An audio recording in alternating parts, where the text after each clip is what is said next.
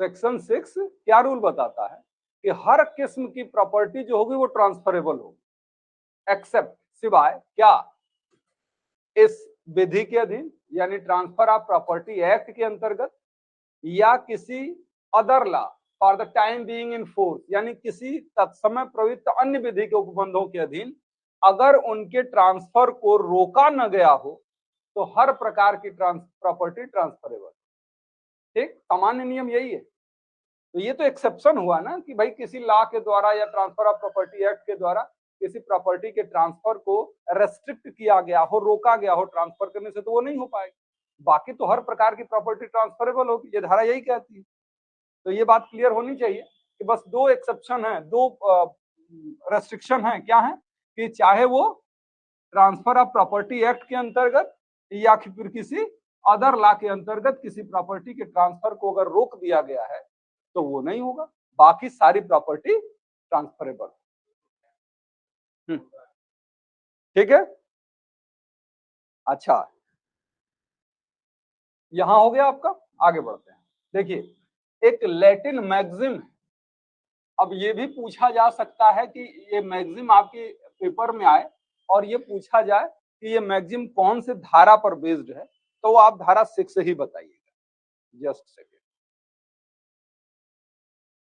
धारा 6 ही बताइएगा। मैगजिम क्या है?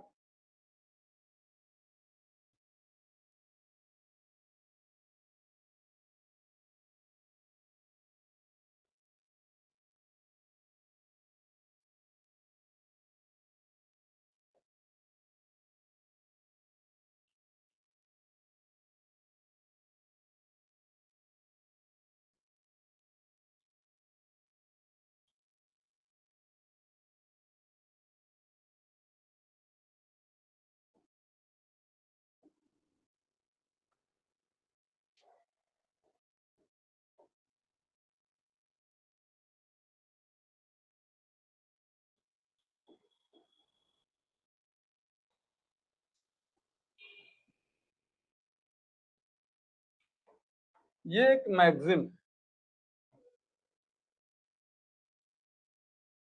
मैगजिम है एलियानेटियो, ALIENATIO,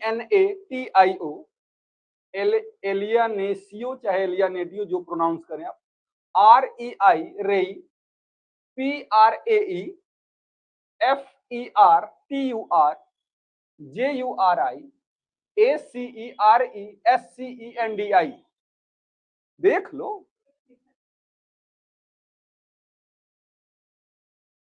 तो ये मैगजिम है और इस मैगजिम का मतलब होता है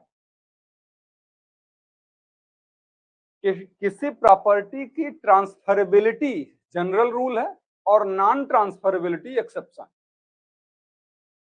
माने किसी संपत्ति की अंतरणीयता सामान्य नियम है और अंतरणीय न होना अपवाद है।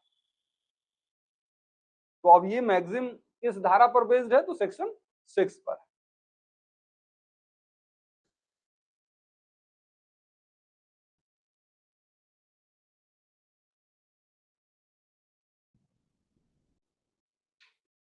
Transferability of a property is a general rule and non-transferability is an exception। अंतरणीयता किसी संपत्ति का के संबंध में सामान्य नियम है और अनंतरणीयता अपवाद।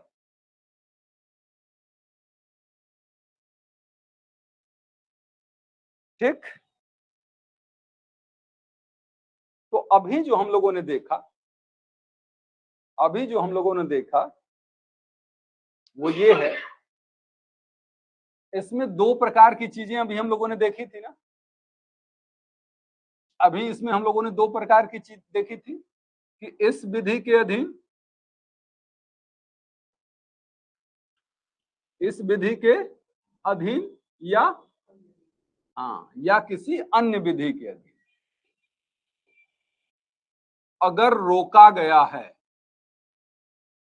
तो वो ये नियम लागू नहीं होगा।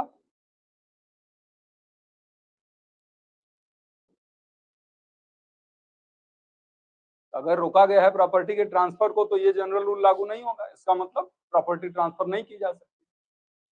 हम पहले देखते हैं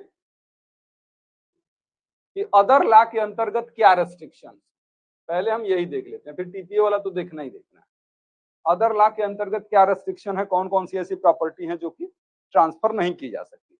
अच्छा, एक बार ऑनलाइन वाले बच्चे हमको बता दें कि जो चीजें चल रही हैं, इस धारा का सेंस जो ऑब्जेक्ट है वो समझ में आ गया है कि नहीं, क्योंकि फिर उसके बाद तो गिनना है केवल। मैंने कहा कि किसी भी प्रॉपर्टी का गुण होता है कि वो ट्रांसफरेबल हो, मतलब उसका ट्रांसफर किया जा सकता है, लेकिन इस पर दो प्रतिबंध हैं। एक तो ये कि अगर टीपीए ही कुछ मामलों में रेस्ट्रिक्ट करता है कि यही ये प्रॉपर्टी ट्रांसफर नहीं हो सकती तो नहीं हो सकती, या फिर किसी अदर लॉ द्वारा कोई रेस्ट्रिक्शन लगाया गया है तो प्रॉपर्टी ट्रांसफर नहीं हो सकती, अदरवाइज प्रॉपर्टी ट्रांसफर होती। सही है ना?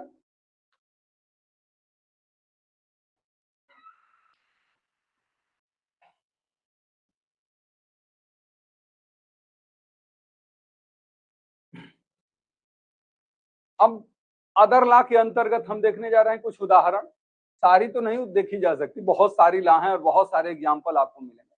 कुछ एग्जाम्पल हम लोग देखते हैं कि अदर लॉ कैसे मना करती है। जैसे अदर लॉ में आप एक देख सकते हैं, हिंदू लॉ के अंतर्गत, हिंदू लॉ के अंतर्गत हिंदू विधि के अधीन को पार्सिनरी प्रॉपर्टी का ट्रांसफर नहीं किया जा सकता ना, यानी सामुदायिक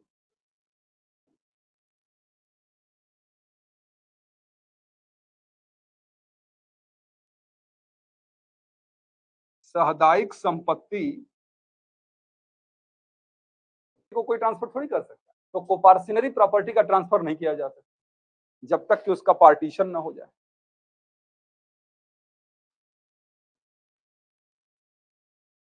देवोत्तर संपत्तियां,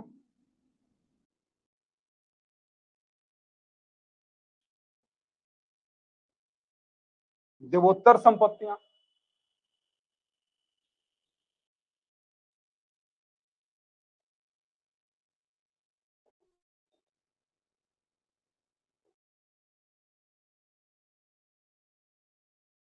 अविभाज्य संपत्ति, अविभाज्य मतलब नॉन सेपरेबल, जो अलग नहीं किया जा सकता।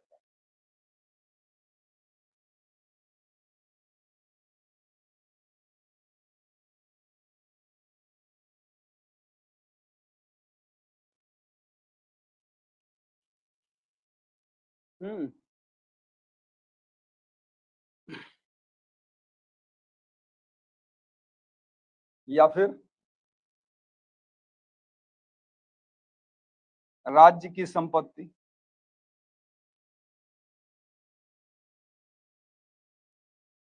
इसके कुछ ये उदाहरण हैं, हजारों उदाहरण हो सकते हैं ऐसे। तो हमने कहा कि अन्य विधि के अधीन हम अभी उदाहरण लेके चल रहे हैं कि अदर लॉ के अंतर्गत भी कुछ रेस्ट्रिक्शन लगाए जाते हैं जिन प्रॉपर्टियों का ट्रांसफर नहीं हो सकता। अब अदर लॉ में हमने देखा कोपार्सिनरी प्रॉपर्टी हिंदू लॉ के अंतर्गत ट्रांसफर नहीं होती।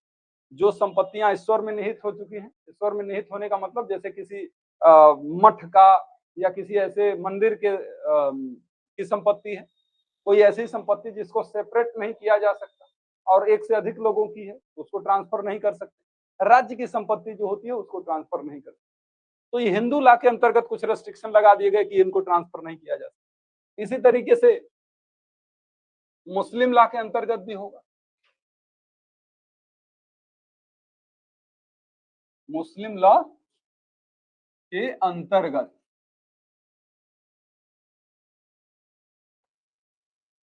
मुस्लिम लॉ के अंतर्गत भी कुछ प्रॉपर्टी होंगी जिनका ट्रांसफर नहीं किया जा सकता।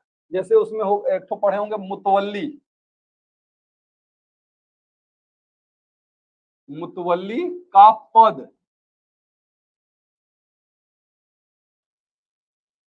जैसे जो संपत्ति ईश्वर को दे दी जाती है, अल्लाह को दे दी जाती है, ऐसी संपत्ति की देखभाल करने के लिए एक संरक्षक होता है, उसको हम मुतवल्ली कहते हैं। क्या मुतवल्ली अपने हक ये दूसरे को दे सकता है? नहीं, तो ये ट्रांसफर नहीं कर सकता। ये भी एक राइट है और एक प्रॉपर्टी ही है। सेकेंड पॉइंट क्या बोले हैं, यहाँ बेटा सेकेंड पॉइंट देवोत्तर संपत्तियों को मैंने ये बताया था कि जो ईश्वर के संरक्षण में है, माने जैसे किसी मठ मंदिर के जो कब्जे में या ओनरशिप में प्रॉपर्टी होती है।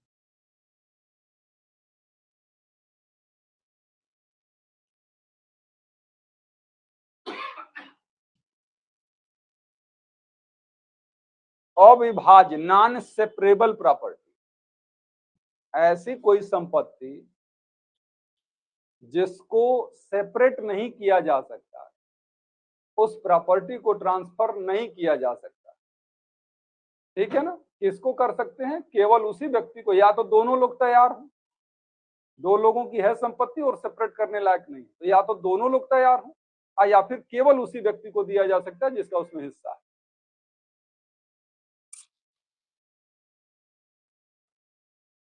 मुतवल्ली का पद हो गया। इसी तरीके से वक्फ की गई संपत्ति, वक्फ की गई संपत्ति, वक्फ यही जैसे आपने हिंदू लॉ के अंतर्गत ईश्वर को दी गई संपत्ति आपने देखा ना, देवोत्तर संपत्तियां वही है। मुस्लिम विधि के अंतर्गत वक्फ की गई संपत्ति नहीं किया जा सकता। इसी तरीके से स्थानीय विधि के अधीन, स्थानीय विधि के अधीन यानी लोकल लॉ के अंतर्गत भी कुछ रेस्ट्रिक्शन लगाए जाते हैं। लोकल लॉ के अंतर्गत रेस्ट्रिक्शन लगाए जाते हैं। जैसे अगर यूपी की बात आप करते हैं तो यूपी के लॉ में है ना, भूमिधर विथ नॉन ट्रांसफरेबल राइट। किसानों की एक वैरायटी होती है ना, भूमिधर विथ नॉन ट्रांसफरेबल राइट, यानी असंक्रमणीय अधिकार वाला भूमिधर। जिस भूमिधर को प्रॉपर्टी को ट्रांसफर करने का अधिकार नहीं है, वो प्रॉपर्टी को ट्रांसफर नहीं कर सकता, उसके पास जो संपत्ति। इसी तरीके से आसामी है, आदिवासी है,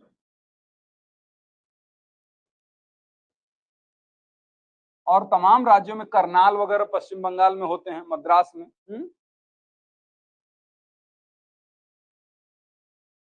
एक तो होता है नजूल भूमि,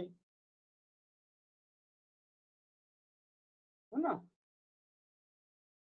तो ये ऐसी संपत्तियां हैं जो हर स्टेट में वैरी करती हैं कि कुछ संपत्तियां ऐसी होती हैं जिन संपत्तियों को ट्रांसफर करने का हक उसके मालिक को नहीं है, तो नहीं करते। तो हम अभी तक ये देख रहे थे,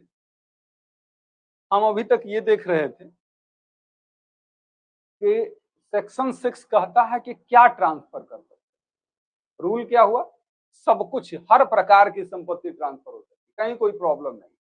बस एक ही दो प्रॉब्लम है कि जो संपत्ति का ट्रांसफर टीपीए के द्वारा या किसी अदर लॉ के द्वारा रेस्ट्रिक्ट किया गया हो, नहीं किया जा सकता। हमने देखा क्या किया, हमने कहा कि भाई एक मैगजीन भी बता दी, ये मैगजीन है जो सेक्शन 6 पर बेसिक कहती है कि सब कुछ ट्रांसफर कर सकते हैं, यानी प्रॉपर्टी का गुण ही होता है ट्रांसफर होता। और अगर कहीं इस पर रेस्ट्रिक्शन लगाया जाता है तो वो एक्सेप्शनल सिचुएशन होती है कि नहीं, प्रॉपर्टी ट्रांसफर नहीं। फिर उसके बाद अन्य विधि के अधीन हमने देखा, जैसे हिंदू लॉ के अंतर्गत कुछ प्रतिबंध होंगे, कुछ मुस्लिम लॉ के अंतर्गत प्रतिबंध होंगे, कुछ लोकल लॉ के अंतर्गत प्रतिबंध होंगे। तो लॉ में कुछ न कुछ प्रतिबंध हैं जो कहते हैं कि इस प्रकार की संपत्ति को ट्रांसफर नहीं कर सकते। तो ये तो हमने अन्य विधि का कुछ उदाहरण ले लिया। अब हम टीपीए पर आए। टीपीए पर आते हैं।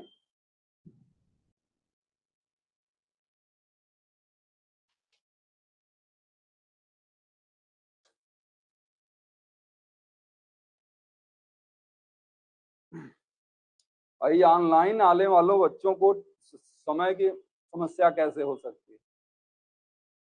10 मिनट लेट एंट्री हो क्लास में।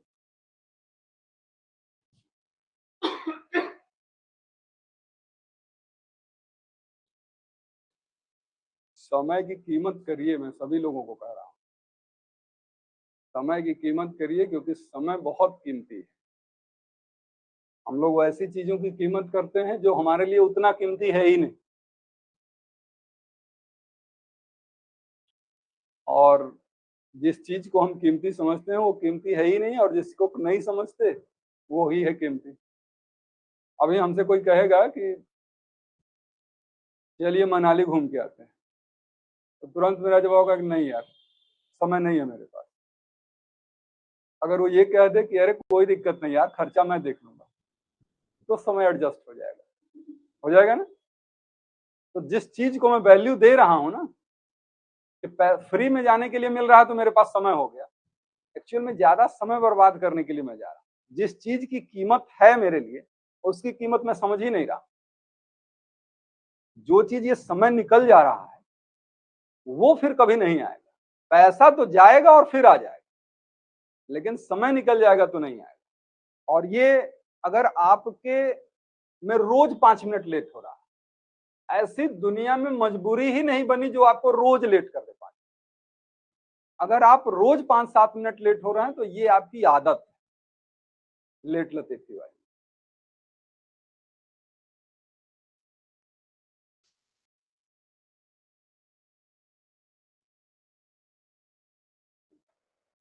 इसके बाद अब हम ट्रांसफर ऑफ प्रॉपर्टी एक्ट के अंतर्गत देखते हैं, यानी जो पहला हिस्सा हमने देखा था एक्सेप्शन अंडर टीपीए।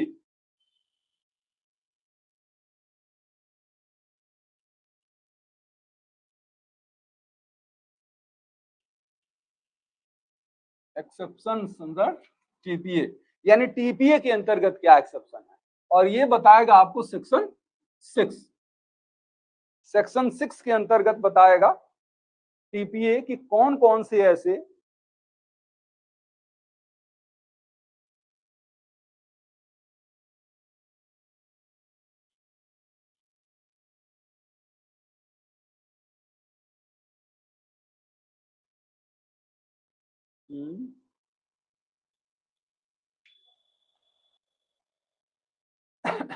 तो सेक्शन 6 बताएगा कुछ ऐसे सर्कमस्टांसेस के बारे में जिन परिस्थितियों में प्रॉपर्टी का ट्रांसफर नहीं किया जाए।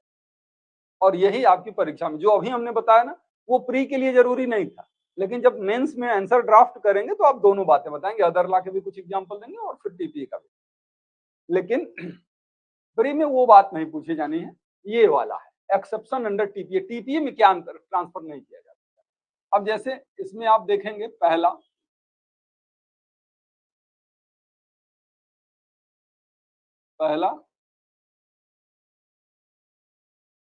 स्पेस सक्सेशन, तो क्या कहते हैं, स्पेस सक्सेशन, इसको कहते हैं संभाव्य उत्तराधिकार। संभाव्य उत्तराधिकार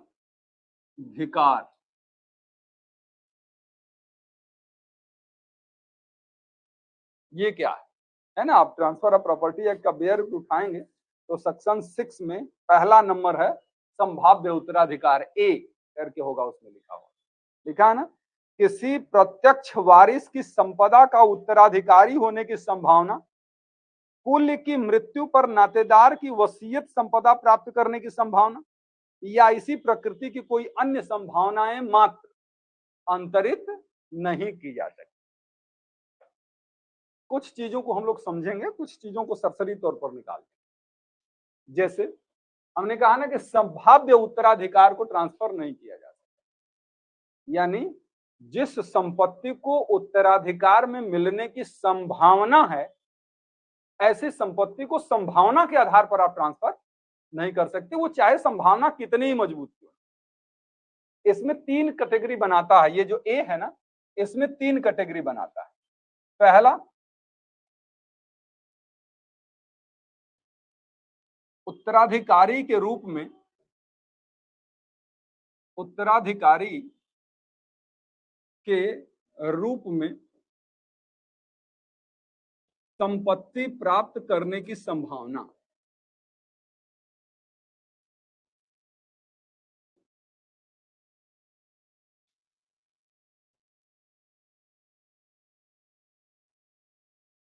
उत्तराधिकारी के रूप में संपत्ति प्राप्त करने की संभावना।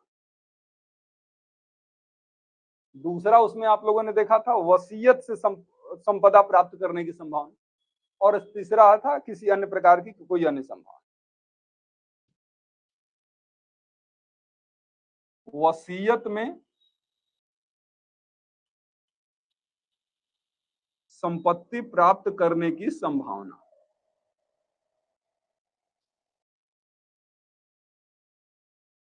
वसीयत में संपत्ति प्राप्त करने की संभावना।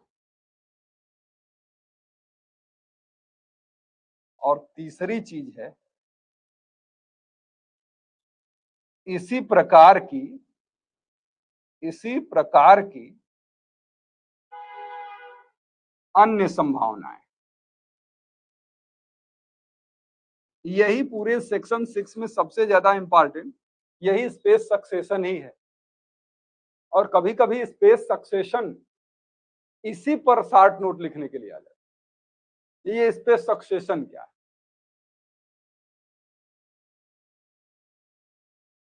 किसी वारिस की उत्तराधिकार में संपत्ति मिलने की संभावना ट्रांसफर नहीं की जा सकती।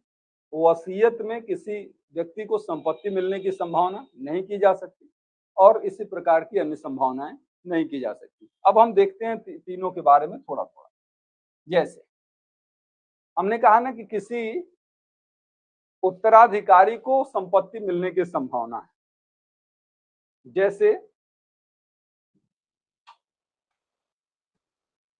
जैसे मान लीजिए ए नाम का एक व्यक्ति है और ये व्यक्ति की एक पुत्री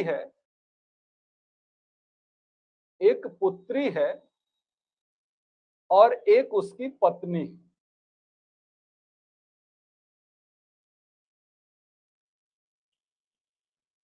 इन दोनों में पुत्री और पत्नी में एक करार होता है कि देखो ये जो है पिताजी हैं मान लीजिए उस पुत्री के या पति जो भी कह लीजिए, ये जब मरेंगे ना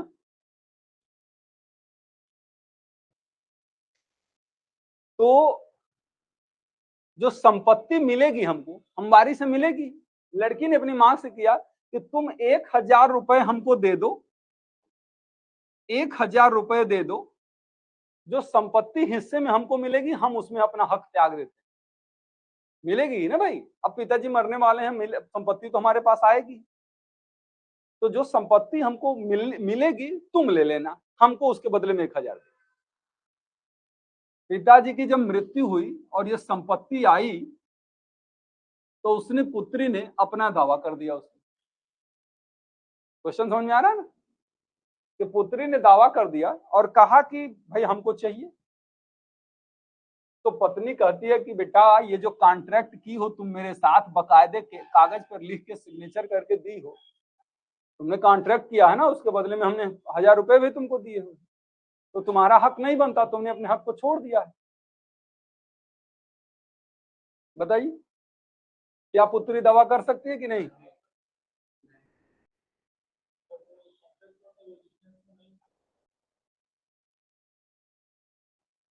नहीं कर सकती हो, वो ले लेगी यहां संपत्ति। वो हाँ प्रॉपर्टी ले लेगी, पत्नी उसको लेने से रोक नहीं सकती। इसलिए क्योंकि जब इन लोगों पत्नी को यानी पुत्री ने अपनी मां को प्रॉपर्टी ट्रांसफर की थी उस समय संपत्ति उसकी थी ही नहीं, वो मात्र एक संभावना थी मिलने की, और संभावनाओं का ट्रांसफर नहीं कर सकते आप। वो संभावना चाहे कितनी ही मजबूत हो, क्या पता पिताजी अपने जीवन काल में संपत्ति किसी और को बेच देते तब तो रिस्क हो जाता है ना। तो इसलिए प्रॉपर्टी का ट्रांसफर नहीं किया जा सकता था। इसका मतलब है कि पुत्री संपत्ति में दावा कर सकती। क्लियर? बताइए पिताजी की मरने से पहले ही उनकी संपत्ति के उत्तराधिकारी आपस में संपत्ति बांट ले रहे हैं। ये तो वही वाली बात हो गई कि फला व्यक्ति मरेंगे तो भोज खाने हम जाएंगे। जैसे होता है तेरही होती है ना, तेरही होती है तो फिर पहले क्या होता था कि बहुत ज्यादा पार्टी वार्टी तो नहीं हो पाती थी। अब ना एनिवर्सरी भी हो रही है, जन्मदिन भी हो रहा है, शादी भी हो रही है, पार्टी की वजह बहुत सारी बढ़ गई और लोग समृद्ध भी हो गए कि आइटम पर आइटम खा पी ले रहे हैं। इतनी तो समृद्धता सब में हो ही गई। पहले क्या होता था, लोग इंतजार करते थे कि अगले 2 साल बाद इनके घर शादी होगी तो 3 बार जो है भोज भात मिलेगा, समझे ना। यहाँ तक भी लोग इंतजार कर लेते थे, ये लटके हैं, लगता है मरेंगे तो भोज मिलेगा। समझे। तो ये ऐसे ही है, देखिए उसका उदाहरण, मरने पर संपत्ति के बारे में पहले ही बात हो जा रही है, वो भी दूसरा गैर नहीं है, वो उसका बाप है, ठीक ना। तो ये बात क्लियर हुई कि उत्तराधिकारी के रूप में संपत्ति प्राप्त करने की जो संभावना है, उस संभावना का ट्रांसफर नहीं किया जा सकता। देख लीजिए जागृति, उस संभावना का ट्रांसफर नहीं किया जा सकता। तुम हंस लो पहले, भले आप लोगों को हंसी आए, लेकिन मेरी जितनी बातें बड़ी प्रैक्टिकल रहती हैं बेटा, हैं। अब ये सार्वजनिक रूप से कोई कहेगा नहीं, लेकिन आदमी के मन में तो आ ही जाता था कि अब लगता है ये मरेगी। तो ये एक एग्जाम्पल हो गया। इसी तरीके से एक एग्जाम्पल और भी है, और वो ये है कि जैसे मान लीजिए ए नाम का एक व्यक्ति है, इसके 2 ही वारिस, और उसमें जैसे मान लीजिए इनकी ये पत्नी, इनकी कोई संतान नहीं, और ये इनका भाई, तो स्वाभाविक सी बात है कि ये मरेंगे तो संपत्ति भाई के पास नहीं, पत्नी के पास जाएगी। ये मरे और संपत्ति किसके पास आई, पत्नी के पास आ गई। भाई ने उस संपत्ति का ट्रांसफर किसी अन्य व्यक्ति को कर दिया, कहा कि आखिर भौजी के और कोई तो है नहीं, ये मरेंगे तो संपत्ति हमारे ही पास आएगी।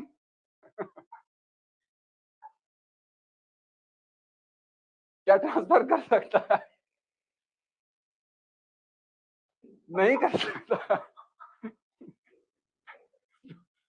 नहीं कर सकता, क्योंकि वो भी मात्र एक संभावना ही थी। तो यही है, कहने का मतलब है कि संभावनाएं जो हैं उनका ट्रांसफर नहीं हो सकता। ठीक, ये बात क्लियर हुई, पहला वाला पॉइंट, पहला वाला पॉइंट। तो उत्तराधिकारी के रूप में संपत्ति, क्योंकि उस मामले में जो औरत है जिसके पास संपत्ति गई है, जो औरत है, वो औरत के मरने के बाद भाई को संपत्ति तब आती है, 2 शर्तों पर निर्भर करता है। एक तो ये कि ये औरत अपने जीवन काल में संपत्ति को किसी को बेचे उचे ना, तभी तो बचेगी, तब इनके पास जाएगी। दूसरी बात ये कि ये भाई साहब इनके मरने के बाद जिंदा रहे, कोई ठिकाना है, क्या पता यह पहले मर जाए तो इनके पास संपत्ति आएगी ही नहीं। तो ये चीज है, ठीक है। तो ये क्लियर है सब चीज, चलिए।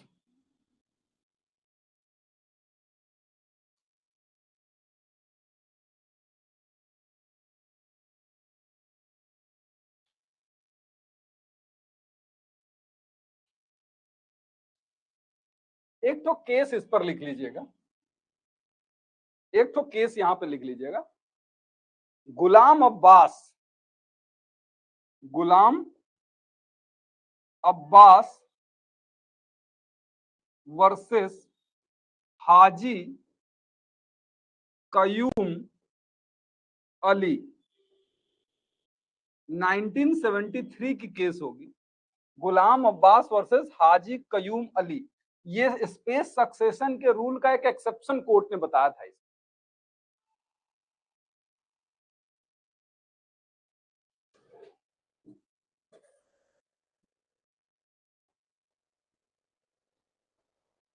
गुलाम अब्बास वर्सेस हाजी कयूम अली, 1973 की केस है, और एक तरीके से स्पेस सक्सेशन का जो रूल है उसका एक्सेप्शन बताया गया। एक्सेप्शन ये था कि अगर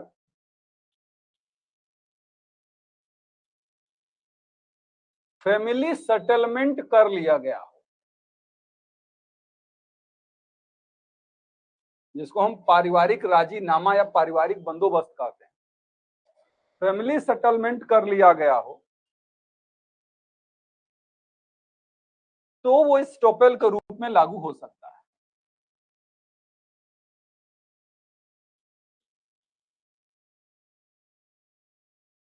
फैमिली सेटलमेंट कर लिया गया हो, यानी पारिवारिक बंदोबस्त कर लिया गया हो, तो वो इस्टॉपेल के रूप में लागू हो जाएगा। ये बात नहीं समझ में आई?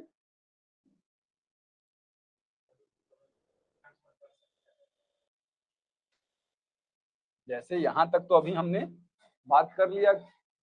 अब अगर मान लीजिए हमने कहा था ना कि ये मरेंगे तो संपत्ति इन दो भाइयों के पास आएगी, या भाई बहन जो भी हैं इनके पास आएगी।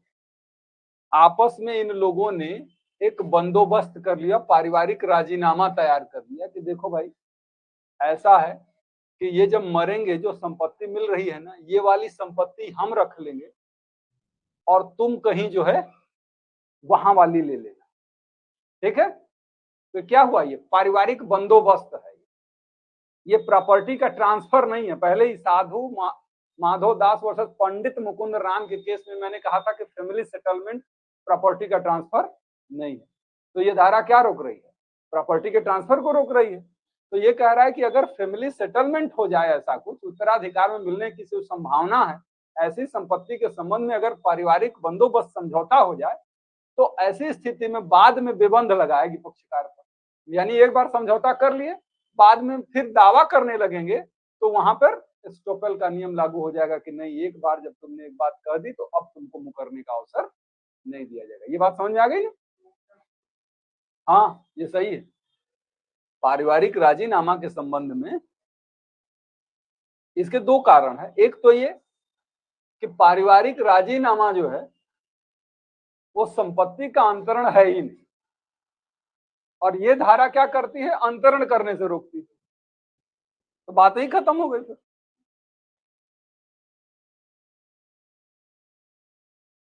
हाँ बिल्कुल चलता है, यही है, चल ही रहा है भाई। परदादा के नाम से जमीन है और सबका हिस्सा फिक्स। अभी कोई जमीन पर नाम नहीं किसी का चढ़ा है, खसरा खतौनी में किसी का नाम नहीं। गांवों में जो जमीन रहती है, पैतृक संपत्ति है, उस पर दादाजी का नाम है, और सब लोगों ने आपस में समझौते में बांट रखा है कि वहां वाली जमीन इनकी है, वहां वाली जमीन इनकी है। कहीं कोई कागज पर कोई निशान नहीं है, लेकिन 1 इंच भी कोई इधर उधर हो जाए नहीं हो सकता। यही है फैमिली सेटलमेंट।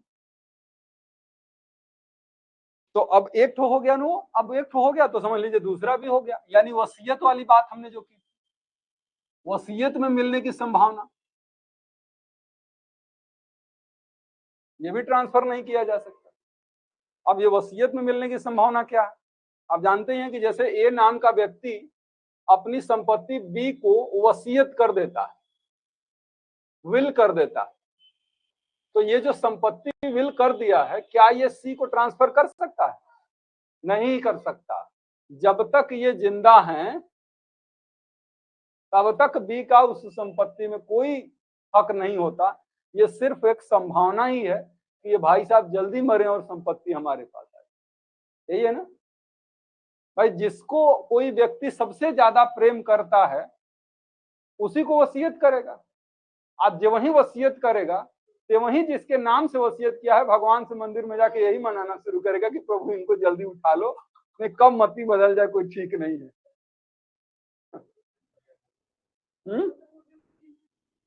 चेंज हो जाएगा ना। अरे बहुत लोग होशियार हैं कि इसी का लाभ लेते हैं। हमारे बाल बच्चे नहीं है मान लीजिए, तो हमने सोचा कि अब हमारा सेवा कौन करेगा। हमने कहा चंदन के नाम से हम अपनी संपत्ति को वसीयत आज कर दे रहे हैं। अब चंदन खूब सेवा 10 साल किए, फिर पता चला कि नहीं, चंदन को नहीं देंगे, हम उनके लड़कवा को देंगे। चंदन अब थोड़ा सा नहीं सेवा कर रहे हैं, तो उनको हमने वसीयत कर दिया। जिंदगी में 100 बार वसीयत चेंज करिए, कहीं कोई प्रॉब्लम नहीं। वो तो जब मरेंगे तब संपत्ति उसके पास है, मरने से पहले कोई हक नहीं है। तो ये संपत्ति वसीयत कर दी गई है, एकदम बकायदे जो वसीयत के जो इंग्रेडिएंट्स है सब कंप्लीट किया गया, फिर भी इस व्यक्ति का उस संपत्ति में कोई हक नहीं, उसको ट्रांसफर नहीं कर सकता। उसके लिए ईश्वर के पास जाके मनाना होगा कि जल्दी बुलाइए इनको। ठीक। हाँ, तो वसीयत जिसके नाम से की जाती है सबसे ज्यादा खतरा उसी से होता है। वही ना चाहेगा कि अरे बदल ना जाए, इससे पहले इनको बदल दो। तो ये वसीयत में मिलने की संभावना का भी अंतर नहीं किया जाए। तीसरी चीज क्या है, हमने कहा इसी प्रकार की कोई अन्य संभावना।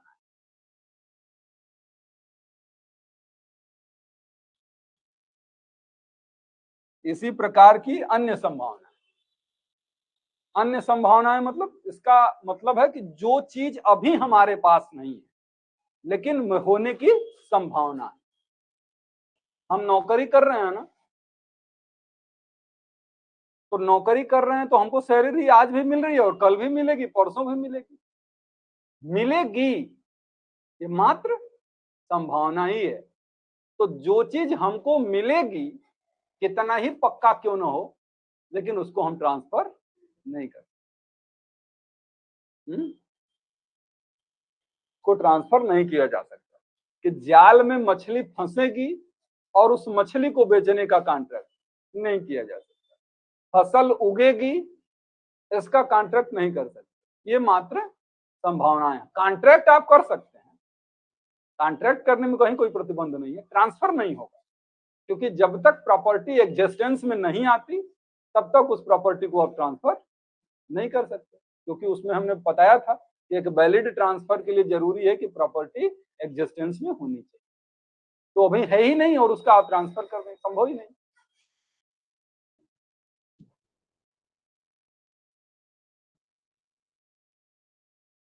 तो ये स्पेस सक्सेशन समझ में आ गया ना, तीनों पार्ट, कि उत्तराधिकार में संपत्ति मिलने की संभावना, वसीयत में संपत्ति मिलने की संभावना, या इसी प्रकार की कोई अन्य संभावना।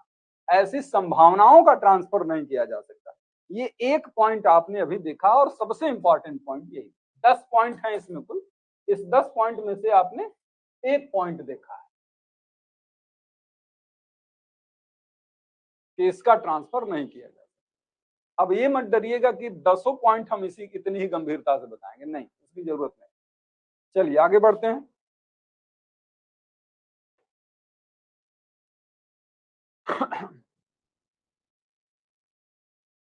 उसको अगर ए मान लिया जाए तो चलिए 2 ही कर लेते हैं। पुनः प्रवेश का अधिकार,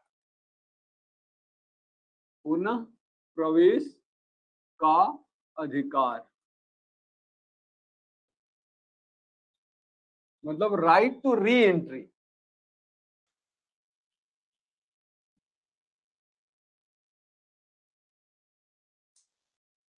राइट टू री एंट्री,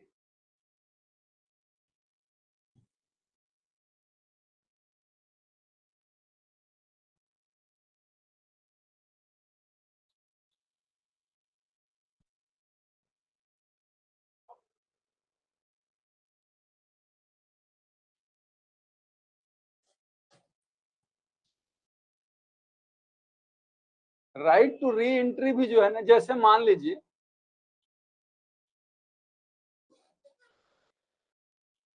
ये अगर एक संपत्ति है और इसको बी को लीज पर दिया हुआ है, ए ने क्या किया है, बी को लीज पर दिया है, और बी अगर किसी प्रकार की उस लीज की कंडीशन को ब्रीच करता है तो इसकी री एंट्री की राइट होगी, है ना? ऐसा हो सकता है कि नहीं भाई? अगर हमने कहा कि देखो भाई हम तुमको घर किराए पर दे रहे हैं, लेकिन अगर तुम उस तरीके से जिस शर्त पर मैं दे रहा हूं शर्त का पालन नहीं करोगे तो तुमको घर से निकाल के हम फिर से हो जाएंगे, समझ लो। फिर उस शर्त का उल्लंघन करेगा तो री एंट्री का राइट हमारा है।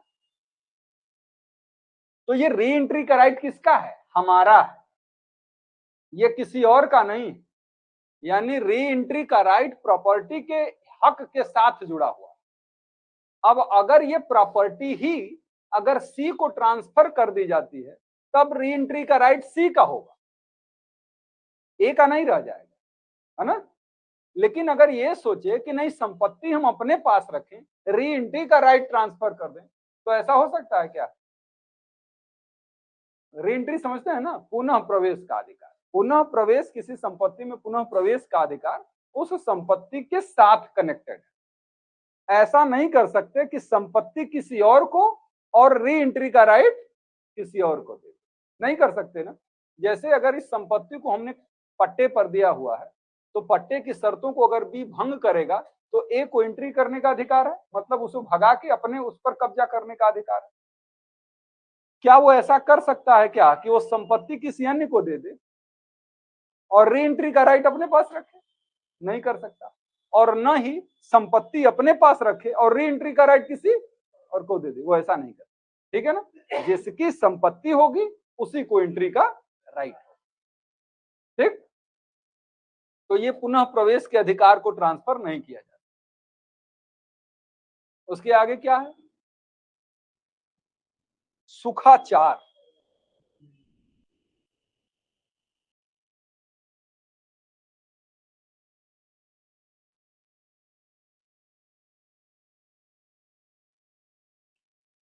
जो पुनः प्रवेश वाला है ना, आप जब एक लीज पढ़ेंगे सेक्शन 111 जी होगा, जिसमें टर्मिनेशन ऑफ लीज में है कि अगर कोई लीज की कंडीशन को ब्रीच करता है तो वो रीएंट्री का राइट होता है और इसको टर्मिनेट कर देने का राइट होता है।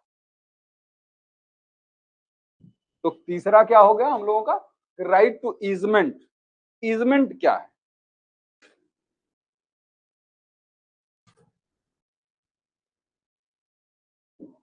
ईजमेंट माने हिंदी में कहते हैं सुखाधिकार या सुखाचार। तो ये सुखाधिकार या सुखाचार क्या होता है, ये होता है कि किसी इमूवेबल प्रॉपर्टी से जुड़ा हुआ राइट। ये किससे जुड़ा है, इमूवेबल प्रॉपर्टी से जुड़ा हुआ। इमूवेबल प्रॉपर्टी से जुड़ा क्या राइट हो सकता है, जैसे धूप लेने का अधिकार हो सकता है, रास्ते से जाने का अधिकार हो सकता है, पानी लेने का अधिकार हो सकता है, किसी कुएं से पानी वानी लेने पीने का अधिकार। ये सब क्या है ना, ईजमेंट राइट। तो अगर ये मान लीजिए घर है, इस घर का मालिक होने की हैसियत से, इस घर का मालिक होने की हैसियत से हमको इस रास्ते से जाने का अधिकार। क्या है ये जाने का अधिकार, ईजमेंट राइट है ना। तो क्या घर किसी और को ट्रांसफर कर दे और ईजमेंट का राइट अपना बचा के रख सकता है, नहीं। तो वो सुखाचार जो है ये इसका केवल नहीं किया जा सकता कि चलो हम घर अपने पास रख लेते हैं, जाने का अधिकार हम किसी को दे देते हैं, नहीं कर सकता। ये संपत्ति के साथ जुड़ा हुआ अधिकार है, यानी उसको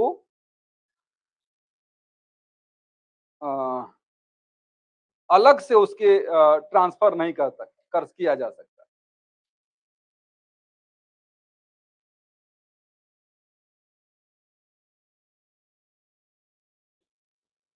चौथा रेस्ट्रिक्टेड है ना,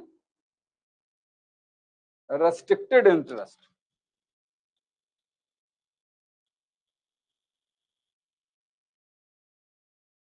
रेस्ट्रिक्टेड इंटरेस्ट, रेस्ट्रिक्टेड इंटरेस्ट या पर्सनल राइट।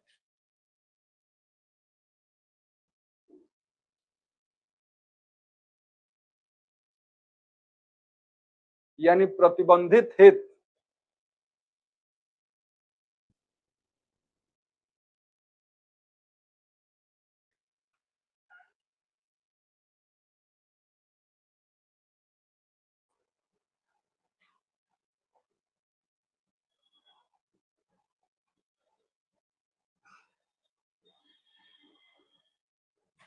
ठीक है, प्रतिबंधित हित या व्यक्तिगत अधिकार।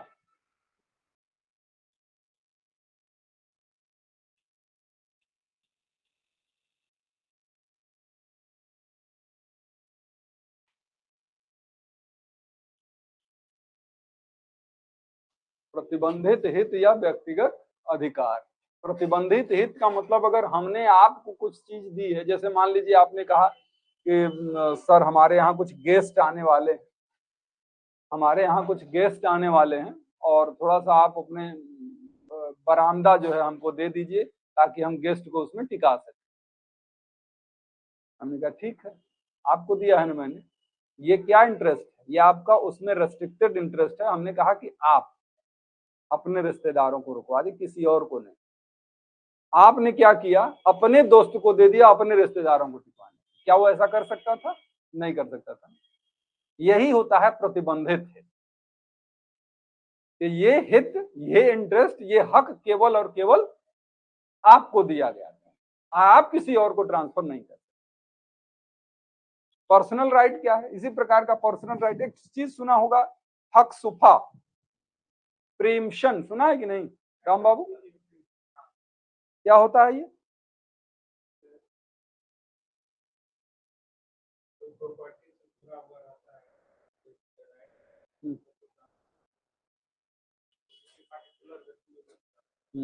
जैसे क्या होता है प्रीएम्पशन का राइट क्या होता है उस हिंदी में उसको पूर्व क्रयाधिकार, कि जैसे मान लीजिए ये एक इमूवेबल प्रॉपर्टी और इसके बगल में ये एक प्रॉपर्टी, अगर ये कोई व्यक्ति बेचना चाहता है तो उसको खरीदने का पहला हक इसी को होगा, इसी को हम कहते हैं पूर्व क्रयाधिकार।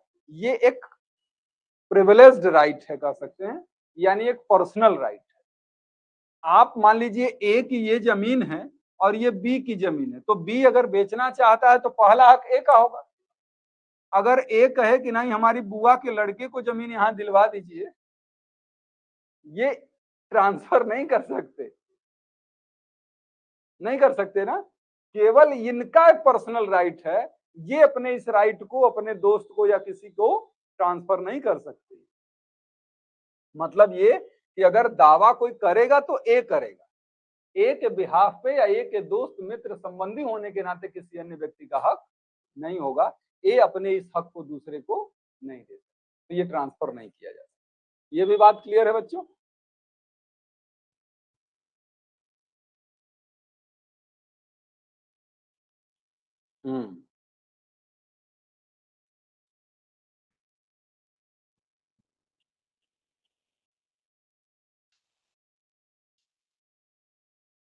अगला है राइट टू फ्यूचर मेंटेनेंस।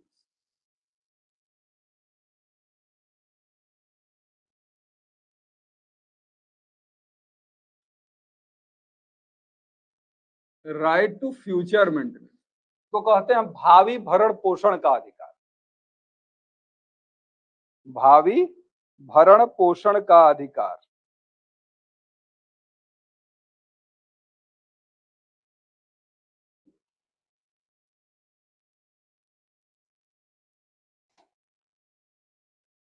भावी इसलिए शब्द लिखा है फ्यूचर मेंटेनेंस का, कि एक तो अगर मेंटेनेंस के राइट की आप बात करते हैं तो मेंटेनेंस का राइट भी पर्सनल राइट है। हम ये थोड़ी कह सकते हैं कि मेंटेनेंस मान लीजिए पिताजी से हमको लेना हो, हम ये थोड़ी कहें हम कमाते हैं बहुत अच्छा, कोई प्रॉब्लम नहीं है, हमारा एक स्टूडेंट बड़ा गरीब है उसको मेंटेनेंस दे दीजिए, नहीं हो सकता ऐसा। तो वो मेंटेनेंस का राइट पर्सनल राइट है। अब यहाँ भावी जनरली क्या होता है कि जो चीज आपके पास आ गई उसको आप पानी में फेंक दीजिए, किसी को कोई समस्या नहीं, लेकिन जो आने वाली है उसी के संबंध में हो सकता है। तो जो चीज अभी आया ही नहीं है उसको आप किसी को ट्रांसफर नहीं कर सकते। यही है ना फ्यूचर मेंटेनेंस, भावी भरण पोषण के अधिकार को ट्रांसफर नहीं किया जाता। कि भरण पोषण प्राप्त करने का हमारा अधिकार है और इस अधिकार को मैं दूसरे को ट्रांसफर कर नहीं किया जा सकता।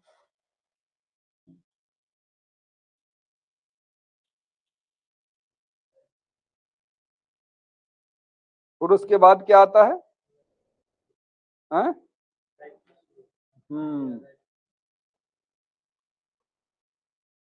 और ये चीज जो आई है ना राइट टू फ्यूचर मेंटेनेंस, ये शुरू से नहीं था, ये डी में होगा, सेक्शन 6 वाले में डी में होगा, तो ये 1929 में जोड़ा गया है।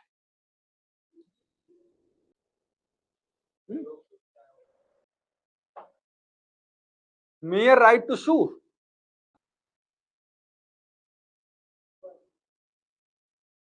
मेयर राइट टू सू यानी वाद लाने का अधिकार मात्र, वाद लाने का अधिकार मात्र।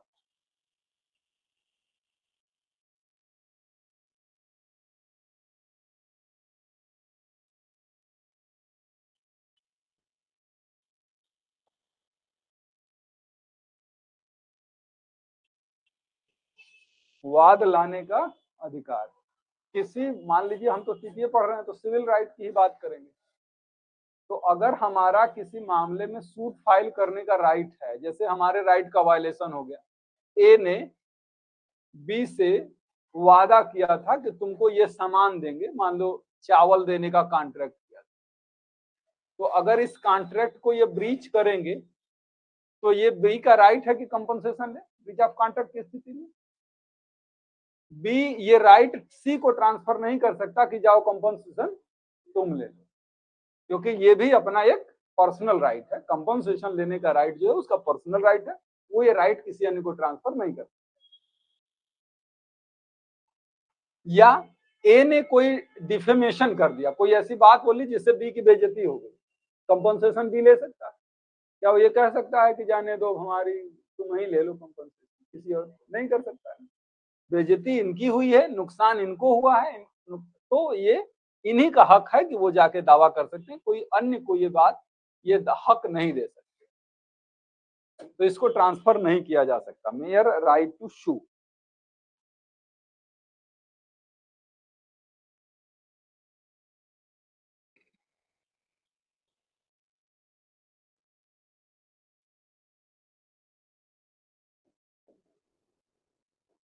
ट्रांसफर ऑफ पब्लिक ऑफिस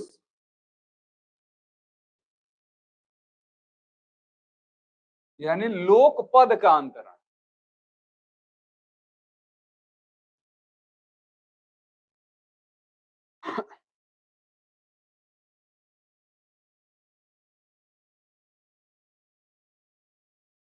ये तो अंडरस्टूड है भाई। हाँ, ये बड़ा अच्छा रहता। ये आदमी जो पढ़ने में तेज रहता, अपना यूपीएससी क्वालिफाई करता और वो अपना किसी को बेच देता, किसी जरूरतमंद को, फिर तैयारी करता, फिर हो जाता किसी और को बेच देता, ऐसे ही काम करता फिर वो। नहीं, ये लोक पद जो होते हैं उनके साथ कुछ दायित्व जुड़े होते हैं, और ये दायित्व केवल वही कर सकता है जिसको उसके लिए चुना गया, जिसके ऊपर ये दायित्व अधिरोपित किया गया है, वो किसी और को ये जिम्मेदारी नहीं दे।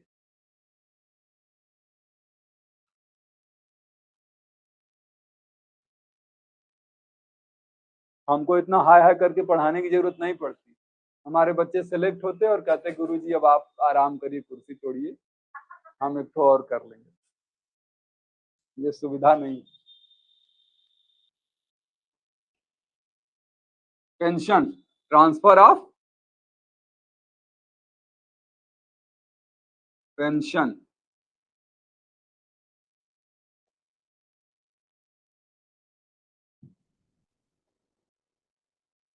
अरे पेंशन क्यों दिया जाता है? कि किसी व्यक्ति ने कोई कार्य किया है, कोई सेवा की है, कोई ऐसी उपलब्धि हासिल की है जिसके बदले में उसको एक कंपनसेशन के रूप में राशि दी जाती है ताकि उसका जीवन यापन। यही है। तो कार्य किसी और ने किया, अब पेंशन कोई और ले। हैं?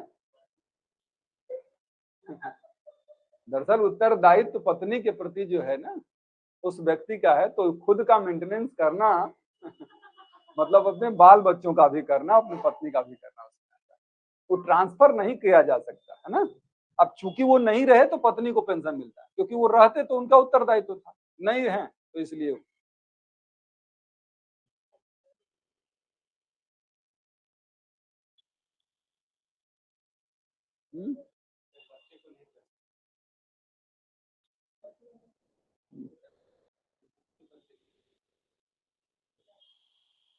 तो वो ट्रांसफर नहीं किया जा सकता पेंशन को। 9 सर लास्ट में 6 पॉइंट एक्सप्लेन एग्जांपल से। 6 पॉइंट मेयर राइट टू सू, वाद लाने का अधिकार मान।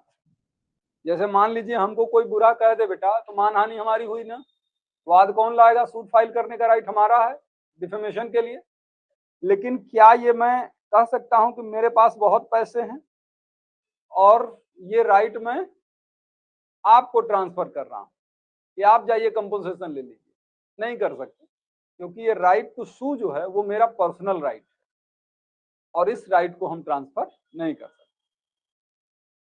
ठीक संगीता, ये हो गया ना ट्रांसफर ऑफ पेंशन।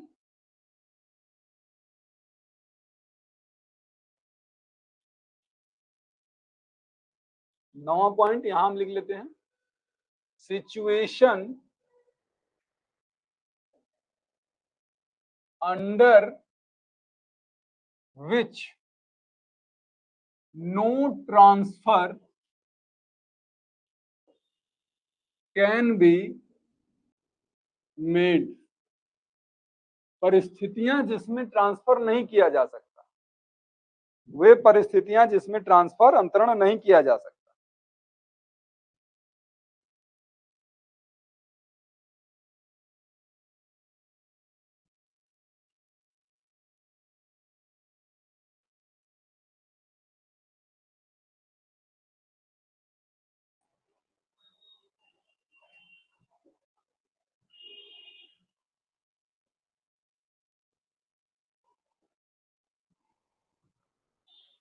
वे परिस्थितियां जिसमें ट्रांसफर नहीं किया जा सकता।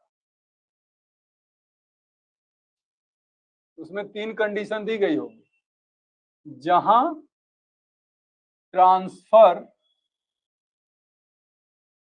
हित के प्रतिकूल हो,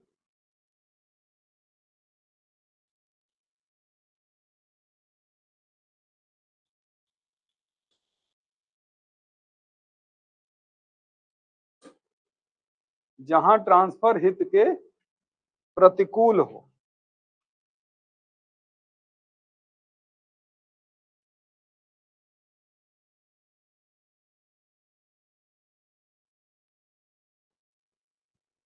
ऐसे ट्रांसफर ऑफ प्रॉपर्टी एक्ट होता है। ये ट्रांसफर हित के प्रतिकूल होने का मतलब, मैं जिस चीज को ट्रांसफर कर रहा हूं, ये ट्रांसफर उसी प्रॉपर्टी के इंटरेस्ट के अगेंस्ट है। लेकिन होता ही है ना, जैसे एक बहुत उपजाऊ जमीन है और वहां उस जमीन को मैं इसलिए ट्रांसफर कर रहा हूं ताकि वहां कोई ऐसा कार्य किया जाए जो जिससे कि उस जमीन की उर्वरा शक्ति को खराब कर देगा और वहां पे पॉल्यूशन पैदा करेगा और जिससे अन्य फसलों को और इन लोगों को असुविधा हो। ये ट्रांसफर वैलिड होते नहीं है ट्रांसफर ऑफ प्रॉपर्टी एक्ट के अंतर्गत, लेकिन हो ही रहे हैं, वो अलग बात है। कि आप दिल पे मत लीजिएगा कि होता तो है सर, विधिता नहीं होना चाहिए। जो हित के ही विपरीत हो, जो प्रॉपर्टी ट्रांसफर की जा रही है उसी के इंटरेस्ट के अगेंस्ट हो, तो वो प्रॉपर्टी का ट्रांसफर नहीं किया जाता। ठीक, जनरली इसमें यही होता है कि जैसे मंदिर वंदिर की संपत्ति नहीं ट्रांसफर होती।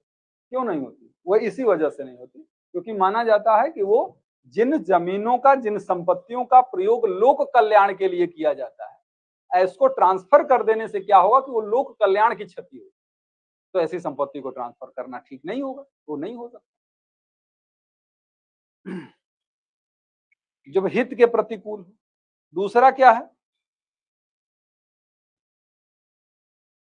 जब विधि विरुद्ध, जब विधि विरुद्ध उद्देश्य या प्रतिफल हो, यानी जब जो कॉन्ट्रैक्ट किया जा रहा है वो उसका अनलॉफुल ऑब्जेक्ट या कंसिडरेशन हो। अनलॉफुल ऑब्जेक्ट या कंसिडरेशन कहां बताया गया है? सेक्शन 23 इंडियन कॉन्ट्रैक्ट है।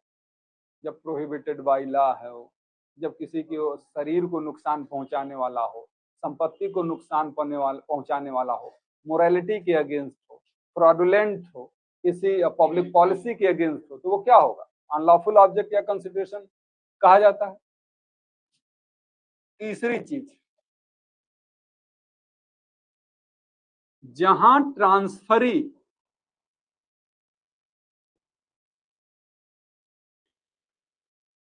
ट्रांसफरी माने अंतरिती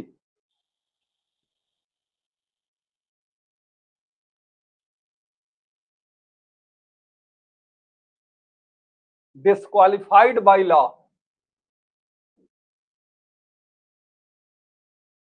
डिस्क्वालिफाइड बाय लॉ यानी विधि द्वारा निरर्हित संपत्ति लेने में घोषित किया गया। जहां विधि द्वारा जहां अंतरित विधि द्वारा निरर्हित, मतलब बंजर का मतलब होता है कि ऐसी भूमि, ऐसी लैंड जो उपजाऊ नहीं रह गई, यानी जिसमें अब कोई फसल पैदा नहीं हो है? जहां अंतरित डिस्क्वालिफाइड को क्या कहते हैं, विधि द्वारा निरर्हित घोषित कर दिया गया। इसका मतलब ये है कि कभी कभी लॉ, जैसे आप पढ़े होंगे कॉन्ट्रैक्ट एक्ट का सेक्शन नंबर 11, तो सेक्शन 11 क्या कहता है कि कॉन्ट्रैक्ट करने में कौन कॉम्पिटेंट है, जो मेजर है और जो साउंड माइंड है और जो डिस्क्वालिफाइड बाय लॉ नहीं है। इसका मतलब है जो डिस्क्वालिफाइड बाय लॉ है कॉन्ट्रैक्ट करने से, वो कॉन्ट्रैक्ट नहीं कर सकता, भले ही मेजर और साउंड माइंड हो। अब जैसे मान लीजिए कि इसी ट्रांसफर ऑफ प्रॉपर्टी एक्ट के अंतर्गत ही सेक्शन 136 आप पढ़ेंगे, एक बार देख लीजिए खोल के। सेक्शन 136 आप पढ़ेंगे तो उसमें यह है कि किसी भी मामले में जैसे न्यायाधीश है, न्यायालय के जो कर्मचारी हैं, ऐसे लोग जब एक्शनेबल क्लेम का ट्रांसफर किया जाएगा तो उसमें पार्टी नहीं हो सकती। ठीक है, अच्छा उसका उदाहरण नहीं लेते, हालांकि 136 है इसमें, और मैं बता देता हूँ। कभी कभी आप लोगों ने सुना है ना, जैसे आईपीसी में या बीएनएस में आप पढ़ेंगे कि किसी चीज की जब नीलामी होती है तो उस नीलामी में वो व्यक्ति भाग नहीं लेता जो उससे जुड़ा होता है। जैसे कहीं कुर्की हुई तो वो पुलिस वाले जो उसमें शामिल थे वो कुर्की में भाग नहीं लेते, तो वो बाकी लोग तो योग्य हैं, लेकिन वो पुलिस वाला मेजर और साउंड माइंड होते हुए भी डिस्क्वालिफाइड बाई लॉ। तो कोई ऐसे व्यक्ति के पक्ष में ट्रांसफर नहीं किया जा सकता जो डिस्क्वालिफाइड बाई लॉ है, यानी जिसे लॉ ने मना कर रखा है कि तुम ये संपत्ति नहीं रख सकते या नहीं ले सकते। ठीक, जैसे मान लीजिए किसी संपत्ति को लेकर डिस्प्यूट चल रहा, केस कोर्ट में चल रहा है, और वही जज साहब खरीदने लगे तो ये माना जाता है कि नहीं खरीद सकते, क्योंकि उसमें जो मस्तिष्क है वो फ्री नहीं होगा।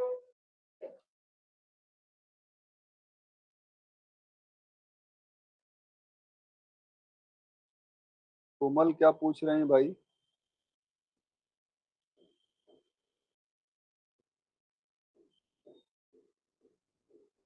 बंजर भूमि का, हाँ, अनउपजाऊ भूमि।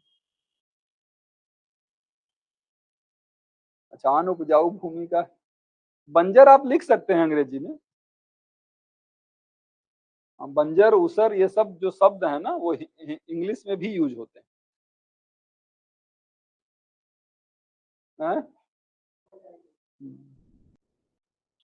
तो ये 9वां पॉइंट हो गया। और 10वां पॉइंट जो है वो ये है,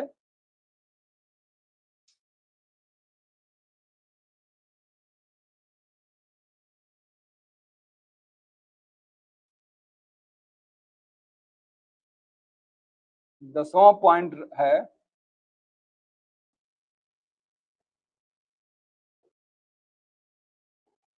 नॉन ट्रांसफरेबल राइट,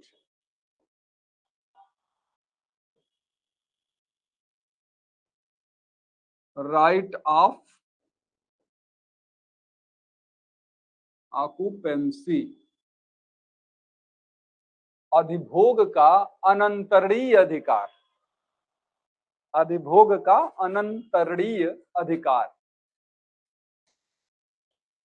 अनंतरीय अधिकार समझते हैं ना भाई, कोई चीज मैंने आपको उपभोग करने के लिए तो दी है, लेकिन मैंने ट्रांसफर करने का हक आपको नहीं दिया, तो उसको आप ट्रांसफर नहीं कर सकते। ऐसी संपत्ति का ट्रांसफर नहीं हो सकता। हमने भले ही जीवन भर के लिए आपको दे दिया, लेकिन मैंने आपको दिया और मैंने ये रेस्ट्रिक्शन लगा के दिया है कि आप किसी को मत दीजिएगा, तो आप किसी को नहीं दे सकते। लाभ मतलब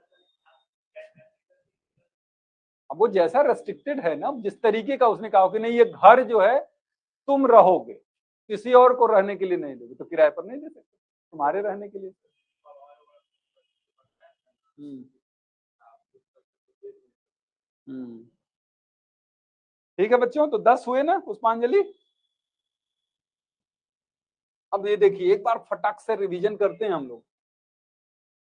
हमारा जो आज का राइट था कि क्या ट्रांसफर किया जा सकता है, व्हाट में बी ट्रांसफर। तो सेक्शन 6 जब हम पढ़ते हैं तो कहते हैं कि हर किस्म की संपत्ति का ट्रांसफर किया जा सकता है, केवल जो ट्रांसफर ऑफ प्रॉपर्टी एक्ट के अंतर्गत या किसी अदर लॉ के अंतर्गत अगर रेस्ट्रिक्टेड है तो उसका ट्रांसफर नहीं हो सकता। बाकी हर प्रकार की प्रॉपर्टी का ट्रांसफर किया जा सकता है, क्योंकि ट्रांसफर कर होना किसी प्रॉपर्टी का गुण है। ये मैगजीन यही कहती है कि ट्रांसफरेबिलिटी किसी प्रॉपर्टी का वो गुण है, और अगर कोई प्रॉपर्टी ट्रांसफरेबल नहीं है तो वो उसका एक्सेप्शनल सिचुएशन है। एक्सेप्शन की बात हम लोगों ने जो देखी थी वो ये कि भाई अदर लॉ के अंतर्गत हिंदू लॉ हो गया, चाहे मुस्लिम लॉ हो गया, चाहे वो लोकल लॉ हो गया, किसी अन्य लॉ के अंतर्गत अगर रेस्ट्रिक्ट किया गया तो प्रॉपर्टी का ट्रांसफर नहीं होगा। अब हम टीपीए के अंतर्गत देखते हैं, तो टीपीए के अंतर्गत रेस्ट्रिक्शन में सेक्शन 6 बताता है, पहला है स्पेशल, यानी संभावनाओं का ट्रांसफर नहीं हो सकता। कि अगर प्रॉपर्टी मिलने की संभावना चाहे उत्तराधिकार में हो, चाहे वसीयत में हो, चाहे किसी प्रकार से अन्य संभावना, ऐसी संभावना को ट्रांसफर नहीं किया जा सकता। फिर उसके बाद हम लोगों ने पुनः प्रवेश का अधिकार, यानी किसी संपत्ति में अगर री एंट्री का राइट हमारा है तो वो री एंट्री का राइट हमेशा प्रॉपर्टी के ओनर के साथ यानी प्रॉपर्टी के साथ जुड़ा हुआ है, वो ट्रांसफर नहीं हो सकता। राइट टू ईजमेंट, ईजमेंट का राइट जो होता है वो किसी इमूवेबल प्रॉपर्टी से कनेक्टेड राइट होता है। तो इमूवेबल प्रॉपर्टी किसी अन्य को और उसका राइट किसी अन्य को पास नहीं हो सकता। जो इमूवेबल प्रॉपर्टी रखेगा ईजमेंट का भी राइट उसी के पास होगा, केवल ईजमेंट राइट को ट्रांसफर नहीं। रेस्ट्रिक्टेड इंटरेस्ट, समझ ही रहे हैं, पर्सनल राइट या रेस्ट्रिक्टेड इंटरेस्ट ये नहीं कर सकते, यानी जो अधिकार केवल हमको दिया गया है मैं उस अधिकार को दूसरे को नहीं दे सकता। राइट टू फ्यूचर मेंटेनेंस, भविष्य में भरण पोषण का जो अधिकार है वो केवल मुझे है, वो मैं नहीं दे सकता। राइट टू सू, वाद लाने का अधिकार भी किसी को अंतर नहीं किया जा सकता। पब्लिक ऑफिस को नहीं किया जा सकता, पेंशन को नहीं किया जा सकता, और कुछ सर्कमस्टांसेस हैं जिन सर्कमस्टांसेस में ट्रांसफर नहीं किया जाता। ट्रांसफर माने संपत्ति के ही विरुद्ध हो, उसके इंटरेस्ट के अगेंस्ट हो, जहां वो अनलॉफुल ऑब्जेक्ट या कंसिडरेशन हो, या फिर जहां किसी ऐसे व्यक्ति के पक्ष में ट्रांसफर हो जो कि डिस्क्वालिफाइड बाई लॉ है। और लास्ट में है कि जब किसी लैंड को, किसी प्रॉपर्टी को ट्रांसफर किया गया है लेकिन केवल एंजॉयमेंट के लिए ट्रांसफर किया गया है, वो इस रेस्ट्रिक्शन के साथ कि तुम किसी और को ट्रांसफर नहीं कर सकते, तो वो किसी और को ट्रांसफर नहीं। ठीक, तो ये याद कर लीजिए। थोड़े इसमें ज्यादा पॉइंट थे इसलिए मैंने याद क्लास में ही नहीं करवाया आप लोगों से, मैं बताता गया क्योंकि टाइम तो वैसे भी हम लोगों का ज्यादा लग गया है, काफी टाइम हम लोग एक्स्ट्रा कर दिए। कोई बात नहीं, थोड़ा सा दूसरी वाली क्लास थोड़ी लेट शुरू होगी, तो मिलते हैं फिर अगले क्लास में।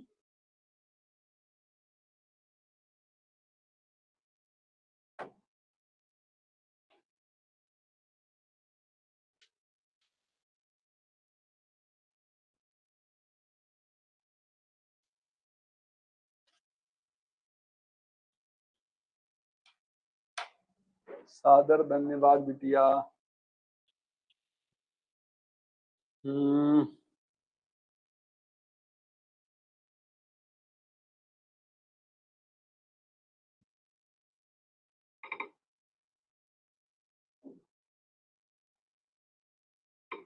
क्लास